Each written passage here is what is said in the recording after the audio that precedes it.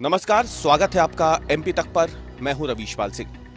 महाराष्ट्र में चुनावी घमासान के बीच केंद्रीय कृषि मंत्री शिवराज सिंह चौहान ने आलू, प्याज और टमाटर की फसल लगाने वाले किसानों के लिए एक बड़ी बात कही है। उन्होंने कहा है कि केंद्र सरकार एक मॉडल पे काम कर रही है जिसके चलते किसान जो होंगे, जो आलू, प्याज या टमाटर की फसल लगाते हैं, उनको फसल का जो है सही दाम तो मिले ही, लेकिन इसके साथ ही नुकसान कम से कम हो। इस मॉडल पे फिलहाल केंद्र सरकार काम कर रही है।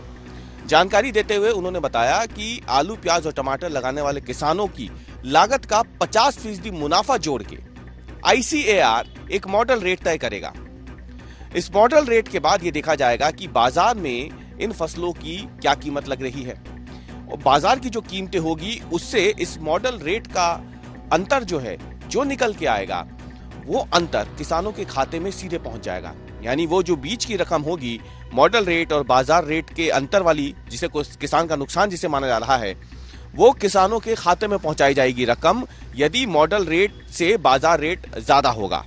अगर मॉडल रेट ज्यादा होगा तो किसानों को नुकसान है ही नहीं, लेकिन अगर मॉडल रेट से ज्यादा होगा बाजार का रेट, तो फिर इस रकम को किसानों के खाते में भेजा जाएगा, बीच के अंतर को। इसका हिस्सा 50% राज्य सरकार, 50% केंद्र सरकार वहन करेंगी। क्या कुछ कहा इस मॉडल के बारे में जानकारी देते हुए केंद्रीय कृषि मंत्री शिवराज सिंह चौहान ने, जरा वो सुनिए। हमने एक योजना, ये योजना हमारी एक और योजना बनाई जिसमें प्याज, टमाटर और आलू, अगर उनके दाम गिरते हैं तो किसान को घाटा होता है, और इसलिए ICAR इनका मॉडल रेट तय करेगा। मतलब इनकी लागत कितनी है, लागत पर 50% प्रॉफिट देकर वो भारतीय कृषि अनुसंधान परिषद की संस्थाएं करेगी, और बाजार रेट और इस रेट में जो अंतर है, वो अंतर भी किसान के खाते में डालने का काम किया जाएगा। केंद्र सरकार 50% और राज्य सरकार 50% जो घाटा होगा उसको वहन करने का काम करेगा, ताकि प्याज, टमाटर और आलू उत्पादक किसानों को दिक्कत ना हो।